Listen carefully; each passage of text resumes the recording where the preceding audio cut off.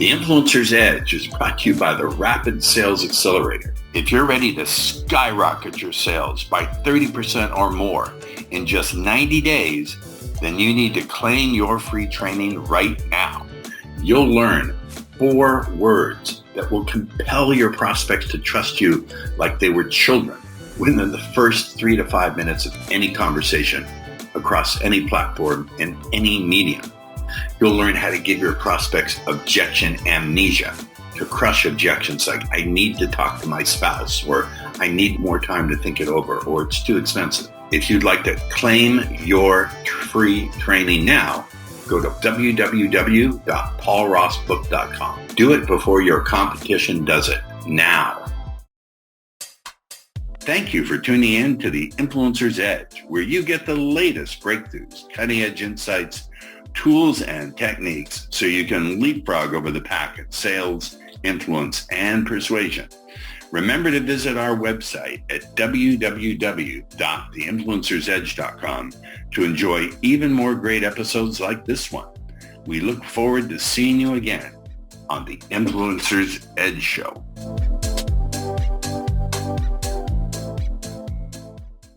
Hey, welcome back to the Influencer's Edge. This is the show that disconnects the dots, colors outside the lines, and thinks outside the box. I was having a little green room chat. We don't actually have a green room. It's a manner of speaking with my guest, Michelle, and warning her that this is going to be off the wall and not like any of the other hundreds of podcasts she's done before.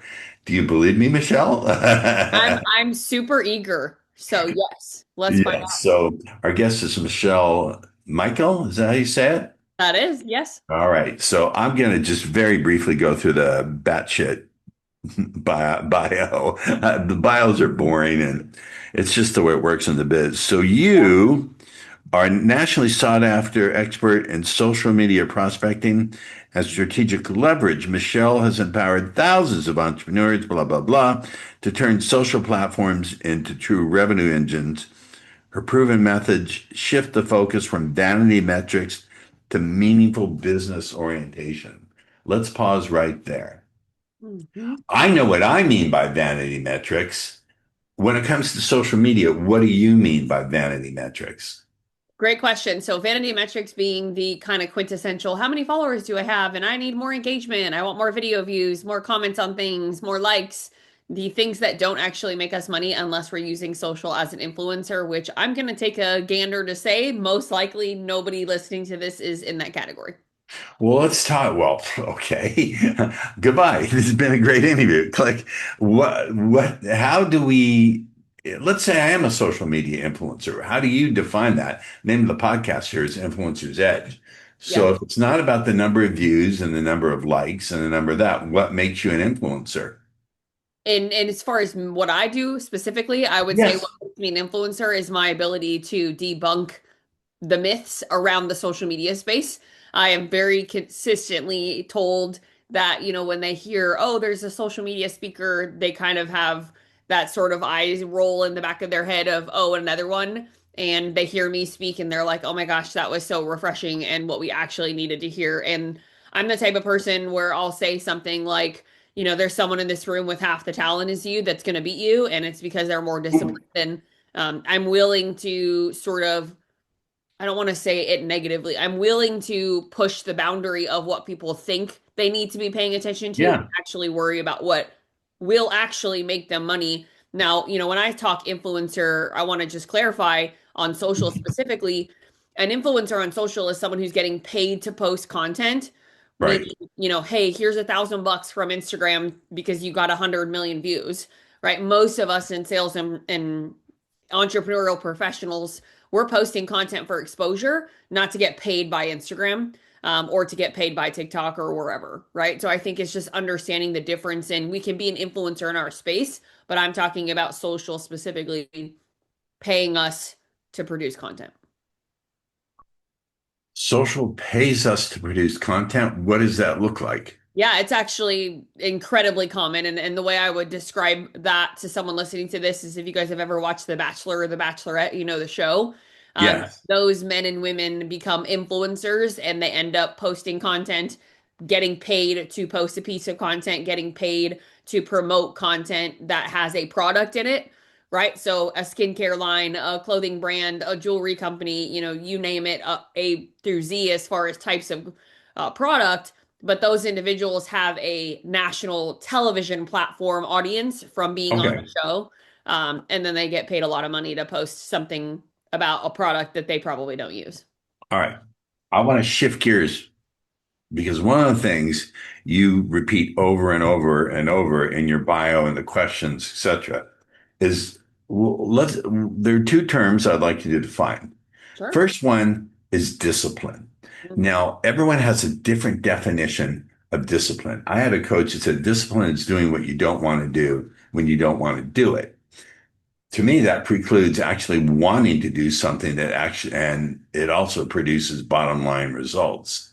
What is your definition, Michelle's definition Oh my of gosh, one of my discipline? absolute favorite And, words. and if I could, Yeah, of course. how does that differentiate between willpower and discipline? So I want to preface my definition by stating that I swam competitively for 20 years and I did not swim the 50-meter free. I swam the mile. So if anyone's familiar with the swimming program, that is the longest event on the swimming platform, regardless of if you are male or female. And the average 50-meter freestyle right now and today, for elite level college athletes, women and men that are going to the Olympics, are swimming a 50 free anywhere between 19 and 21 seconds. I swam the mile, which the world record for the mile for the fastest female on the planet is a little over 15 and a half minutes. So think of the difference between somebody who swam a mile and somebody who swims the 50-meter free, and the amount of training and time and energy and effort, et cetera, that goes into being able to be an athlete that can swim an event that you have to go at balls out speed for as long as 15 plus minutes, closer to 17. My personal best time ever as a college Division 1 athlete was 17:00. So 17 minutes at full speed. So how I would define discipline, and Paul, I'm gonna also caveat it with this.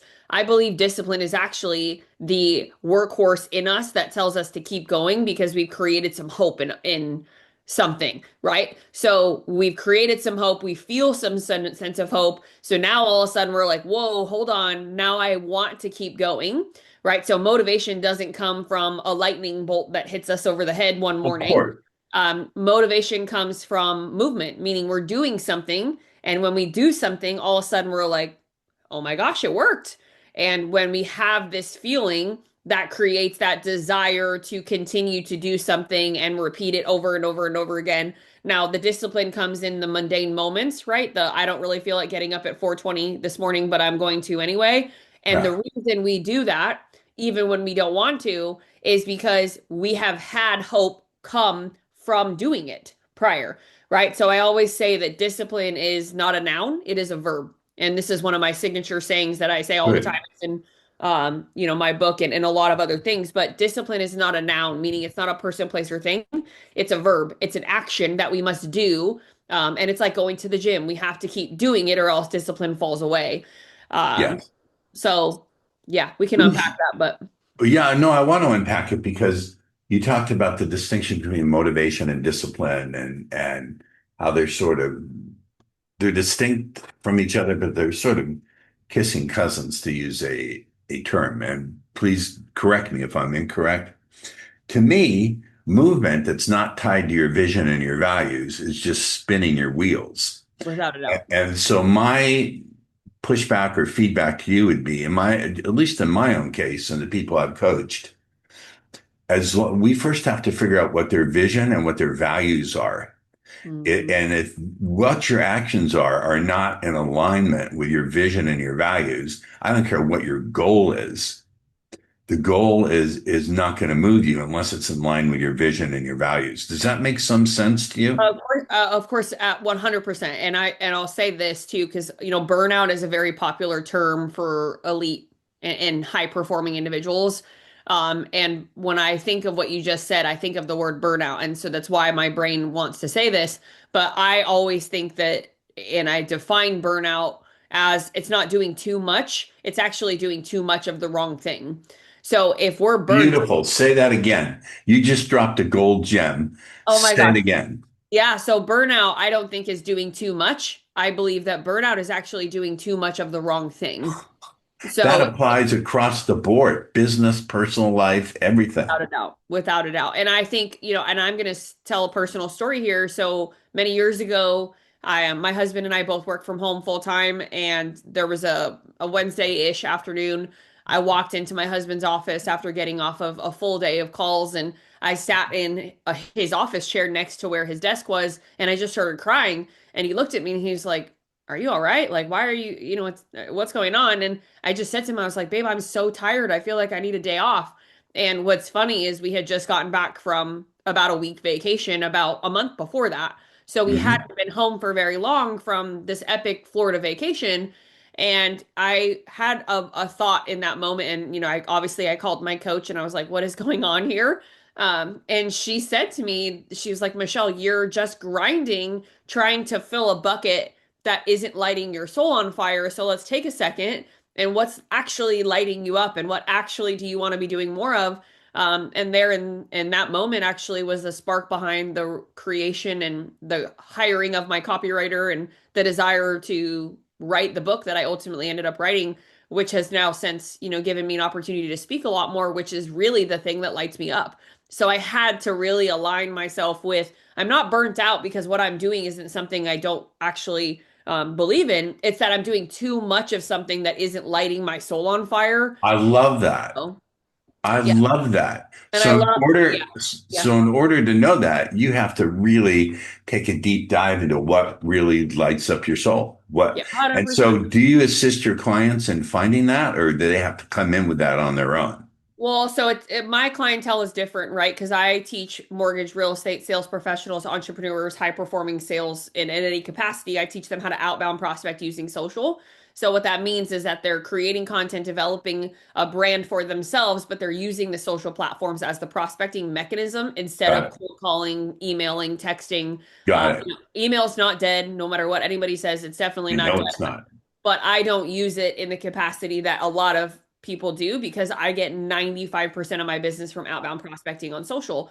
And there's certainly a story there too. But so for me, my clients typically come in with a couple of frustrations around their goals. And that's where I come in and solve the frustration because a lot of people want to be on social. A lot of people understand the power and the need, but they have no direction. And they're sick and tired of being in a hamster wheel of I'm spending a lot of money on content creation and videographers and this and that, and I haven't made any money off of it. And usually when that hits, that's when they call me because they're tired of it. Got it. Okay. You talk about the black line and its relationship to swimming. Listen, I was telling you before the show, I still can't swim. I spent $1,000 on swimming lessons with a woman who teaches babies to swim, and I still couldn't do it. Oh my goodness. Yeah. So what is the black line and how does it relate to what you do? So the black line is the black line on the bottom of a pool. If any of you remember this or recall this from the last time you were in a pool, what's funny is when I first started talking about this analogy, I would get text messages from clients and friends when they were in like the sauna at, Planet Fitness or any of the big gyms that they go to because they'd be in the sauna or like in the steam room and they'd see the black line in a pool all of a sudden and then it would be like, oh, that's what Michelle meant. So it was kind of one of those things that a lot of people hadn't thought about. But what the black line is an analogy built into the story behind my life. But really simply, it's the literal black line on the bottom of a pool that gives you the shortest distance between point A and point B, meaning one side of the pool to the other side of the pool. If you follow that line and you stare at it, it will get Ah, you successfully from one okay. side to the other side. So that is the dummy version 101 of what is the black line, but then the analogy side is obviously much bigger. Oh, okay. So let's unpack the analogy side.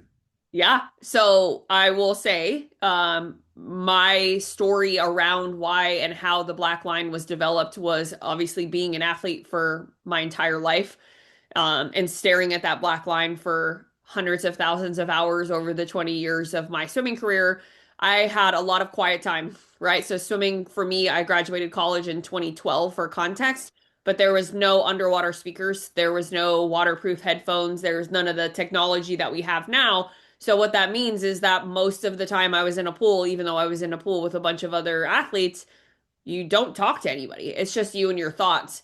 And so when I developed the concept of this, I said to myself, I started my company in 2014, and in 2018, I started developing Beyond the Method, which is the name of the program I built. And when I launched it, it was an epic failure. And I'll tell you kind of where this came from. So I launched it in June or early July, late June, early July of 2019, after about 6 to 8 months of building. So I had quit my corporate job in 2014, launched Berman Media, spent years and years and years in the we call it the sales space, but really it was buying and selling social accounts and flipping them for profit like you would buy and sell real estate. That's literally what I did for close to 5 years, very successfully. And in the process, I discovered a lot of what doesn't work and the fake stuff that's out there. Hey, I can buy followers. Hey, I can buy And leads. there's a lot of fake stuff. Yes. It is so bad. It is rampant. And it's gotten better recently. But for many, many years, it's certainly been very, very bad. But what I'll say is when I was in this process of building the course, and I had now spent close to 5 years building my own social following, I launched the program and it failed. And I was obviously devastated. I mean, I've been working for years on building this behind the scenes and then spent 6 quality months of building a course. I know how you feel. Why didn't it make any money, And I remember telling my husband before we turned it live, babe, pick the steakhouse we're going to because we're going somewhere good for dinner tonight, thinking we were going to make a ton of money on when we turned this on, and it didn't work. And I took some time for self-reflection, lots of quiet time, and what I realized was that I was trying to be the 50-meter freer again, or trying to be, I guess not again, but trying to be the 50-meter freer 50-meter freestyler instead of the miler that I was born and bred to be and had been for 20 years. And what that means is I was attaching myself to how many followers do I have, getting to a specific goal before we launched, how many likes was I averaging, how many video views was I averaging 7 days over 7 days. And I was paying attention to a bunch of metrics before I launched this thing that didn't actually matter. And what I had realized and missed was that I don't need any of that because if I'm not having conversations with anybody, it doesn't matter. So, over the course of the 2 weeks that I took time off, I ended up having this realization or God moment, if you will, is what I call them. And I noticed right away, Michelle, you're really good at talking to people, and you haven't talked to a single person You in are the good. last 6 months of building this thing, right? So, I relaunched in November after lots of figuring out all of these things, and all I did was send one message every day to somebody that I didn't know that I had leverage or some form of connection to, relationship with. And I built my pipeline, I built my database, and I made $14,000 in one morning for a product at the time that was only $600. So, Pause. You're doing something or you're revealing something. It's a skill set that needs to be taught, mm, which is you just did one day. A lot of people go through a failure. I would call update, and they go, "I got massive amount of works to make up for this failure," but you just stuck to one day. that's it. And you're a high achiever. You swim miles 70 minutes. How are you able to say to yourself, "I'm just going to do one a day"? Yeah, I How think did you do that? I think it came down to the simplicity of it was something that I knew that if I didn't do, I wouldn't be happy with myself. I wouldn't be okay with where I was at because one, who doesn't have time for one, right? Everybody has time for one. And when I discovered that if I did the one well, I could use that feedback to go do another one. Now, I think the failure, you mentioned this, failure is feedback. I don't think failure is a bad thing. I think failure actually teaches us the biggest and best lessons of our life. And in my case, that's certainly the case. In multiple aspects, in multiple different stages of my life, failure has been the biggest form of feedback that has redirected me than anything else, any success ever would or could. So doing one sounds so simple. And frankly, we live in a time and a space in the world right now where everything is so instant gratification Yep. that one one message every day to somebody that I didn't know was something that I had zero excuse not to do. And I say it this way, how many of us go get coffee on our way to a meeting or on a way to go see a friend or go to get coffee with a friend, right? We do these every week. And then another thing, how many of us have kids where we have to go in the drive-through line to go pick up our kid from school or, whatever the freaking student pickup line is that's ridiculously long. That's 30 minutes, an hour sometimes. And then the other point is how many of us go to the bathroom every morning? We all do, right? So if you're going to say, I don't have time to send one message, you're lying. And so for me, the discipline of it's just one message, it's just one simple thing. I could lay my head at night that at on my pillow at night knowing that I had done the one thing that I needed to do that would ultimately move my business forward. Now, if I didn't have anybody else to blame other than myself. A lot of people would panic and say, I need, Tony Robbins, God, that guy, some of what he says is good, but a lot of it drives me up. I can curse a fucking wall because he would take massive action, take massive action. You didn't take massive action. You took effective action. You took effective action in line with what you knew was what's valuable you could offer. You took effective action. Uh, what you say to Tony Robbins if he were here and he said, you took massive action? How would you respond to that? I think massive action is overwhelming for a lot of people. And I think the simple point, and I mean, there's so much that Tony Robbins says that's wildly inspirational and motivational. But the problem with motivation is, again, it's a fleeting metric. It doesn't last forever, right? We don't have this feeling of I'm motivated today every single day. I mean, it's pouring rain here in Clarksville, Tennessee, where I live, and today's not one of those days where you're like, it's just such a beautiful day. I want to go do stuff, right? It's just not. And so the thing with motivation is that it's fleeting. And I use it as an example, or when I explain this example, I say, think about going to the casino, right? We win and we're like, oh, I got the dopamine rush of whoop, I just won a bunch of money and now I want to go back and keep doing this.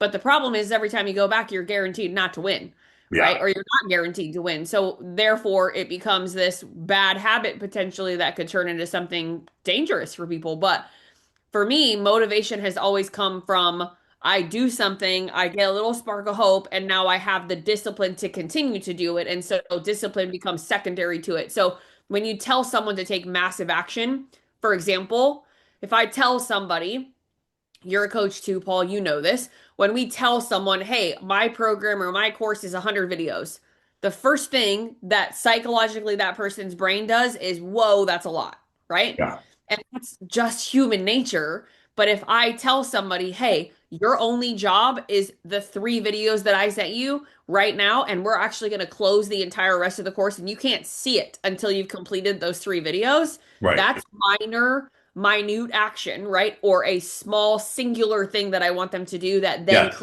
creates the next step. And yes. so that's the black line, that's the discipline aspect of do one thing and that's it. Don't worry about anything else. Don't let the overwhelm come in because overwhelm is, I mean, we live in a overstimulated, overwhelming world. Like Absolutely, we without a do. doubt.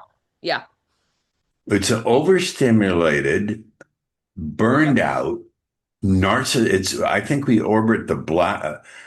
orbiting we are a dark star of narcissism, overwhelm, and overstimulation orbiting around a planet that is confused and screwed up. That's my own metaphor. Take it or leave it. Do with it what you will. Okay, I really like this. I'm actually learning things. I love it when I learn things from my guests. Totally cool. Well, that's awesome. Okay, so black line, discipline, motivation. I love what you're saying about motivation. And you use the word hope. So let's pause and take a look at that word hope. For me, hope is great, but hope also implies doubt that it may not work out. I can hope, for example, that a woman who I'm very fond of is going to fall in love with me, but it also implies doubt. Do you see that, or am I I, picking I, it? I could certainly see that. I think hope no one's ever said that to me, and I think it's true in one sense of it is something that potentially could go away, but how do we guarantee that what we do has a positive effect? We Um, can't. and you can't, right? So I'm with you there. But I do think that hope creates a desire to continue even when something goes wrong potentially. And meaning like in the midst of something bad, right? Do we still have hope? Do we still have any form of, well, maybe? And the best example I can give you, is I miscarried in 2024. We had doctors Sorry. tell it's okay. I had doctors tell us, Michelle, you don't have very many eggs left. People tell us that my husband's sperm, we had 6% chance of actually getting pregnant, which is basically nothing. To the point where IUI wasn't going to work. The only real option we had was IVF. And as people of faith, my husband and I just said, we're letting it go. And we have hope that, if God wants us to have another baby, God will give us another baby. And here Beautiful. I stand on this podcast with you 30 weeks pregnant with our rainbow baby. So Sei gesund, which is Yiddish for you should be healthy, and Mazel Tov. Good for you. Congratulations. thank you.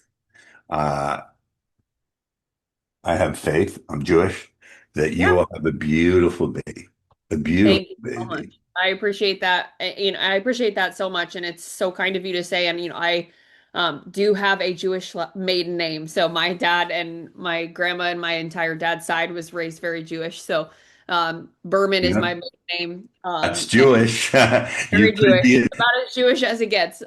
you'd be, So you could yeah. be in the tribe and not know it. I might not. I might have to ask my dad. But in all seriousness, I think hope is one of those things that we need in dark times. I think it's something Yes, that but where does it come from? It comes from somewhere someone else had success or someone had something good happen, and we have hope that that's going to happen to us. And obviously for me, my faith is in the Bible, and I think when I look at that and I think about what God promises us, it's very difficult for me to say, especially in the midst of a miscarriage, that God didn't have more plan for me. It was more that the timing just wasn't what his plan was. And fast forward to today, I know what God's plan was, right? My speaking career has totally taken off. I've been able to travel the country and really enjoy serving an beautiful. audience. And I think, we're put on this planet to be disciples in whatever religion we believe in, right? That's what most of us all believe is that we're designed to create other followers of. And I think some people are called to ministry, some people are called to doing or being a pastor. Some people are called to mission trips, which I have a ton of friends that do mission trips every year. And they put these big groups together. Whereas for me, I feel like I was called to have a voice and to share a voice on a And platform that amen gives to that. people, Amen to that. it I just gives think people hope. I look at you and I see a person who's service minded and impact driven. And it's not, money's certainly important. Absolutely, believe me. Being of service and having an impact and leaving the world a different place than where you found it. I don't want to get into religion, but there's a concept in Judaism called tikkun olam. It means to heal the world, that we have a responsibility as stewards of the world, not owners, to heal it and take good care of it. We have reached our time. I've loved this conversation. I Yeah. did tell you, did I fulfill my promise that it would be different? It is very much so different, and I appreciate it so much as someone who's, on a lot of shows. Being able to freely open up and just be very candid is always something that I I really would value. I I wouldn't appreciate do it any other way. It would bore me. That it would be batshit boring for me. All right, my audience will definitely want to stay in the conversation with you. By the way, what's the name of your book? Do you have it there? Can you hold it up to the camera? I don't have any copies in my office with me right now, Oh, unfortunately. I have a ton of them downstairs. I just did not bring any up with me. But okay. the name of the book is called The Black Line. So The Black Line. And if you look it up on Amazon, you can just type in Michelle Berman or Michelle-Mikel, and both of them will pop it right up. Um, and the only thing I ask is if you love it, you review it because it makes a huge difference for authors. Okay. Any other way if they're so excited and they want to work with you Yeah. now, how do they reach out and get in touch Yeah, with easiest and fastest way is send me a DM on Instagram, send me a message on LinkedIn. I answer all my own messages and I'm very, very fast to do so. You can also find me on my website, so bermanmediapd.com, Berman, Berman, Media, Media, P D, P as in Paul, D as in dog.com.